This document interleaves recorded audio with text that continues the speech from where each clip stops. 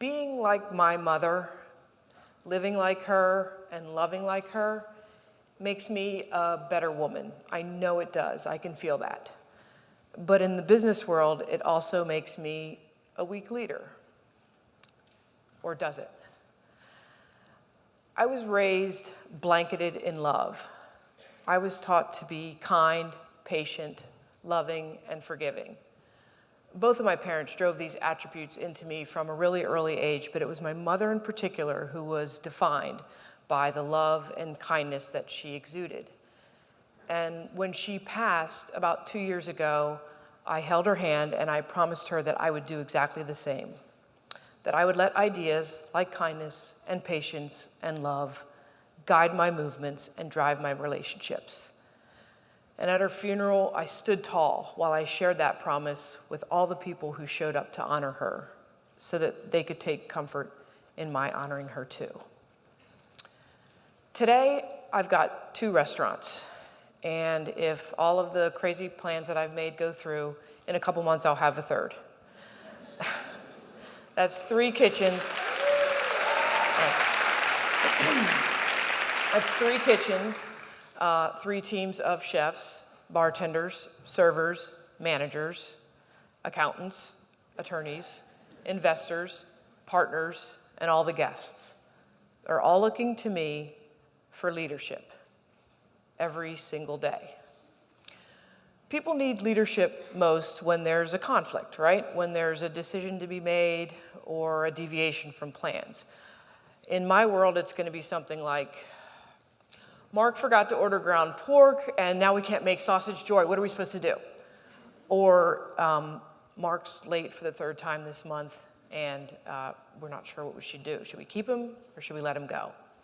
Conflict, decisions, leadership. Almost never will love get me on the other side of that.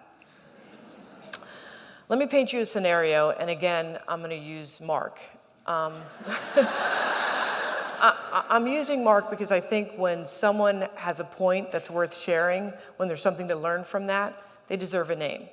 So let's say Mark is underperforming repeatedly. And the first thing that I'm going to do is I'm going to ask why. But then right on the heels of why, I start to wonder, I wonder what I'm doing wrong. I wonder what I can change so that Mark will do a better job. And before I know it, I've got like this long list of things that I vow to try to change just to spare Mark the discomfort of shaping himself up. Let's say it gets worse, right? Let's say that it progresses to like a disciplinary meeting between me and Mark, and he's got an explanation. He's overtired, or he's uninspired, or his dog died, or his girlfriend dumped him, whatever. The point is, I quickly put the ball right back in my court. And again, I'm asking myself, what am I doing wrong? It's like I dive headfirst down this rabbit hole and I start asking more about his girlfriend. Maybe I show him a picture of my dog so that he knows I feel his pain. And then Mark strolls out of my office, conflict not solved, performance not boosted, but he's probably feeling better, forgiven, even loved. So what do I do with all of these tendencies? How do I achieve strong leadership without losing the parts of me that I love, the parts of me that I promise to sail overhead for the rest of my days? How do I manage without mothering? Is this issue quintessentially female? I don't know. I'm asking because I've had a lot of bosses and teachers and leaders, a lot of them male, and I don't ever once recall feeling loved by them. Appreciated, respected, sometimes, but loved, no. Which means they were able to teach me, manage me, and even mentor me without ever once crossing over into loving me. And I've had some really good teachers. Let me go back to my mother, because for me, that's the place from which most of my things stem. When I'm asked to do something like this, like speak for 10 whole minutes about something, First thing I do is I'm like, what do I know? You know, like, what in the hell do I know? But I know stuff, right? I'm a grown-ass woman. I got 2 restaurants, pretty soon 3. I've been on TV a time or 2. I know stuff.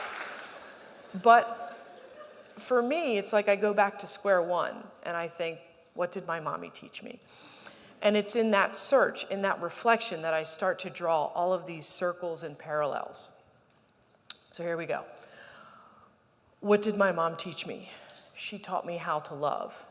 And how did she show love to me and to others? Through food. And then I'm getting somewhere. My mom showed me love through food, and I cook for a living. My mom suffered a very violent and aggressive stroke. The day after it happened, I rushed to her house to grab some things that I thought that she might need, and I was in the kitchen, and I saw a note written on the board. It said, drop off 2 pies on Wednesday. Well, it was Wednesday. Somebody was supposed to get some pies from my mother, and I had no idea who. I didn't know if it was maybe one of the parents at the daycare center where she worked, was it somebody from church, her brother? I had no idea.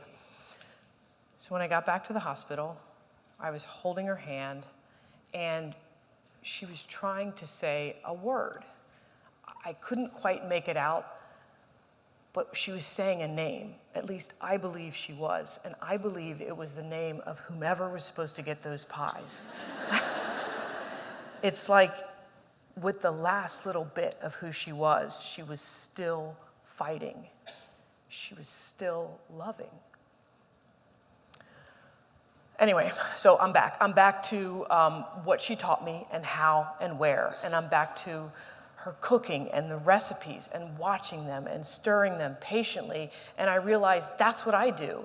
It's what I do every single day. And you have to bear with me because honestly, it's like I'm just figuring this out. It's like I take a little bit of policy, right? Like when I write rules for my employees to follow, and I outline clear consequences that will happen if they don't follow those rules, I take those and I add to that a big spoonful of procedure.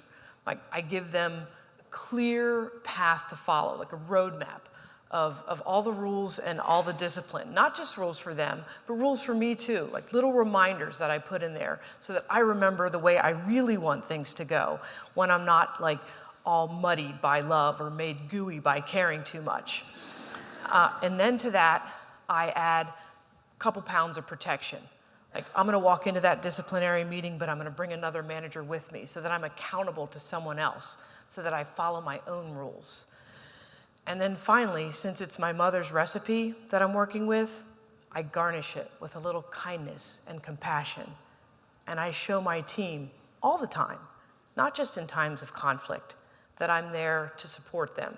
I do that all the time, every single day. And I realize I'm cooking too. I'm cooking this big soup. It's like a stew, really, of trials and errors and failures and accomplishments and frustration and learning and growing and managing.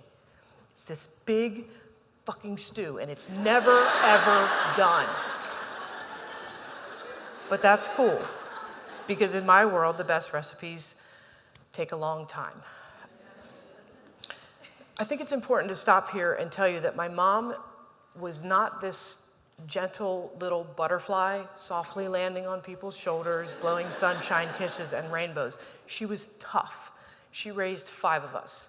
And while my brothers and sisters and I love to brag about how we never gave our parents hell, it wasn't exactly our choice. We were raised, we fed off of this incredible stew of love and discipline. It's like, do whatever you want, try it, be brave, we love you, we'll forgive you, but do it responsibly. Color inside the lines and make no excuses. We were raised with rules, a lot of them if I'm being honest, but rules are loving too. And then I circle back. Rules are loving too.